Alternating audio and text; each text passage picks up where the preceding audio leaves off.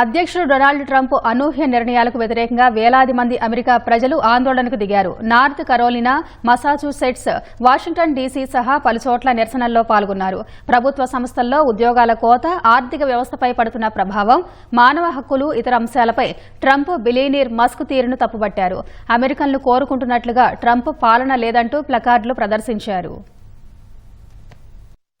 America అధ్యక్షుడు Donald Trump అనూహ్య నిర్ణయాలపై స్వదేశంలోనే పెద్ద ఎత్తున నిరసనలు వ్యక్తమవుతున్నాయి. ప్రభుత్వ సంస్థల్లో ఉద్యోగాల కోత, ఆర్థిక వ్యవస్థపై పడుతోన్న ప్రభావం, మానవ హక్కులు, ఇతర అంశాలపై ట్రంప్తో పాటు బిలియనీర్ మస్క్ చర్యలపై అమెరికన్లు మండిపడుతున్నారు. ట్రంప్ తీరును వ్యతిరేకిస్తూ శనివారం వేలాది మంది నిరసనకారులు నార్త్ కరోలినాలోని షాలెట్, మసాచ్యూసెట్స్ లోని బోస్టన్, వాషింగ్టన్ డీసీ సహా పలుచోట్ల భారీ నిరసనలు చేపట్టారు. హ్యాండ్స్ ఆఫ్ పేరిట 150కి పైగా గ్రూపులు, 1200కు పైగా ప్రదర్శనలు ఇచ్చాయి. ఆందోళనకారుల్లో పౌర హక్కుల సంస్థల ప్రతినిధులు, కార్మిక సంఘాలు, ట్రాన్స్జెండర్లు, న్యాయవాదులు, దివ్యాంగులు, నిపుణులు పాల్గొన్నారు.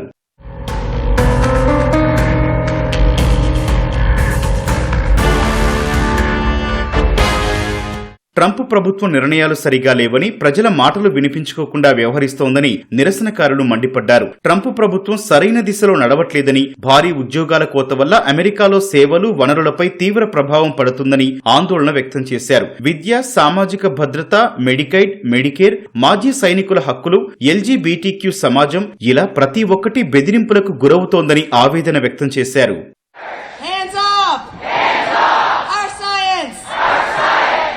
ఈ నిరసనలపై శ్వేత సౌధం స్పందించింది. సామాజిక భద్రత, మెడికేడ్లను ట్రంప్ ఎల్లప్పుడూ రక్షిస్తారని ఒక ప్రకటనలో తెలిపింది. మరోవైపు ట్రంప్ పరస్పర టారిఫ్ల నిర్ణయం వేళ ప్రపంచ కుబేరుడు డోజ్ అధిపతి ఎలాన్ మస్క్ కీలక విషయాలను వెల్లడించారు. భవిష్యత్తులో అమెరికా, ఐరోపా చాలా సన్నిహితమైన, బలమైన భాగస్వామ్యాన్ని సృష్టించగలవని పేర్కొన్నారు. ఎలాంటి పరస్పర పన్నులు లేని జీరో టారిఫ్ జోన్ కు చేరుకోగలవని ఆశాభావం వ్యక్తం చేశారు. ఇటలీ లీగ్ పార్టీ ప్రతినిధులను ఉద్దేశించి ఓ వీడియో లింక్ ద్వారా మాట్లాడిన మస్క్ ఈ వ్యాఖ్యలు చేశారు.